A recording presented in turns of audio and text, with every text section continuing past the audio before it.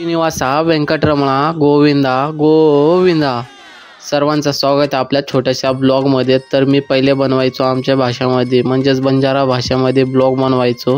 Video वगैरे सगळे मी बंजारा भाषेतच बनवायचो. तर माझे मित्र वगैरे म्हणायला लागले की तू बंजारामध्ये बनवतो, आम्हाला काही समजत नाही.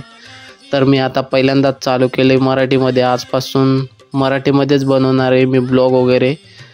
तर आम्ही आज निघालेलो सोलापूरवरून तिरुपतीला. तर आम्ही रात्रीच्या 2 वाजता ट्रेनमध्ये बसून सकाळी 1 वाजता पोचणार होतो रेणीगुंटाला. तर रेणीगुंटामध्ये उतरून आम्ही निघालेलो गेटच्या बाहेर पडून आम्ही बघतोय तर काय, आणि रिक्षावाल्यांची एवढी गर्दी की सगळे आपल्याला घेरूनच थांबले, कारण की त्यांचा रोजचा धंदा असतो. ते सांगायला लागले की एवढे भाडं होतं आणि तिरुमलाला जायचं म्हणलं तर जास्त पैसे होईल.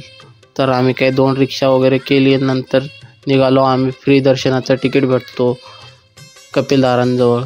तिथं कपिलधारजवळ आल्यानंतर आम्ही तिकीट वगैरे फ्री दर्शनाचे घेतले तिथं लाईनीला थांबून. नंतर आम्ही कपिलधारला निघालेलो. तिथं येऊन आंघोळ वगैरे केली, थोडं फ्रेश वगैरे झाल्यानंतर आपण थोडं इकडं तिकडं बघून व्हिडिओ वगैरे काढायला चालू केलं. मी थोडं फ्रेश वाटतो तिथं. कपिलधारामध्ये पाणी वगैरे बघा किती स्वच्छ आहे, वरतून पाऊस पडतो तिथं, बघताय का, वरून पडतोय. नंतर आपल्याला जेवण वगैरे करून जायचं तिरुमलाला वरती. चला बघू आपण पुढच्या ब्लॉगमध्ये बघू की वरती जाऊन आपण रात्रीच पोचणार होतो आपण रात्री वरती.